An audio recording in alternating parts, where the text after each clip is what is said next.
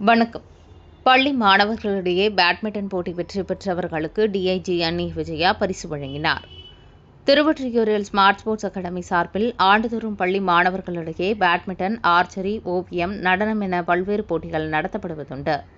14ஆம் ஆண்டு ராசி கோப்பையை முன்னிட்டு கடந்த 45 நாட்களாக சென்னை மாநகரில் உள்ள 63 பள்ளிகளிலிருந்து 700க்கும் மேற்பட்ட மாணவர்கள் இந்த போட்டியில் கலந்து கொண்டனர். போட்டியில் வெற்றி பெற்றவர்களுக்கு பரிசளிப்பு விழா ஸ்மார்ட் ஸ்போர்ட்ஸ் அகாடமி தலைவர் ஆர். நேரு ராமசாமி தலைமையில் தொழிலதிபர்கள் ஜி. வரதராஜன், ஆர். சீனிவாசன் முன்னிலையில் நடைபெற்றது. நேஸ்ரீ சம்யா வரவேற்று பேசினார். நிகழ்ச்சியில் ஈஸ்வரி முருகேசன், பி. சுமதி, ஜே. செந்தில்சாமி குத்துவிளக்கு ஏற்றினர்.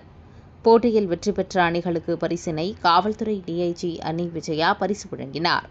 நிகழ்ச்சியில் கிருடா பாரதி, ஒருங்கிணைப்பாளர் சி. வேலாயுதம், வழக்கறிஞர் G. K. Ranganathan, S. Mithulram, பேராசிரியர் doctor K. Senthilkumar, doctor Jamal Sherif, E. Thiyagarajan உட்பட பலர் கலந்து கொண்டனர். பல்வேறு நிகழ்வுகளில் சாதனை புரிந்த L. Ramamoorthy, C. Krishnan, S. Jagathala Prathapan, M. Chokkalingam, V. Karuppaiya ஆகியோருக்கு வாழ்நாள் சாதனையாளர் விருது வழங்கப்பட்டன. என். கேஷன் ராமசாமி நன்றி கூறினார். மாணவ, மாணவியரின் கலை நிகழ்ச்சிகள் நடைபெற்றன.